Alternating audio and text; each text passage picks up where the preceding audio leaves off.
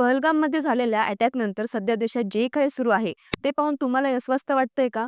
असं असेल तर त्याला म्हणतात वॉर एन्झायटी. हॉवर्ड युनिव्हर्सिटीच्या एका अभ्यासानुसार युद्धजन्य परिस्थितीत वाटणाऱ्या भीतीला, अस्वस्थपणाला वॉर एन्झायटी किंवा न्यूक्लिअर एन्झायटी असं सुद्धा म्हणतात. ज्या लोकांना आधीपासूनच पॅनिक अटॅक येतात, एन्झायटी स्ट्रेसचा प्रॉब्लेम आहे, त्यांना तर सोशल मीडियावर अशा बातम्या बघून अजूनच त्रास होतो. त्या अभ्यासात असं सुद्धा सांगण्यात आलंय की भावनिकरित्या, मानसिकरित्या जे लोक आधीच कमजोर आहेत ते नकळतपणे त्यांच्या त्रासाला ट्रिगर करणाऱ्या गोष्टी मुद्दाम पाहतात.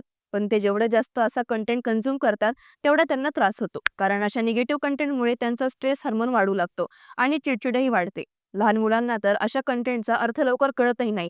त्यामुळे मग त्यांच्या मनात कायमस्वरूपी भीती तयार होऊ शकते. काही इंटरनॅशनल केस स्टडीमधून असं समोर आलंय की लहान मुलं आणि वृद्धांच्या मनावर अशा नकारात्मक गोष्टींचा मोठा प्रभाव पडतो आणि त्यांची मेंटल हेल्थ डिस्टर्ब होते. यावर एकच उपाय आहे, तो म्हणजे लिमिटेड कंटेंट कन्झ्युम करणे. पालकांनी आपल्या मुलांना अशा गोष्टींचा सोपा, त्यांना समजेल असा अर्थ समजून सांगणे.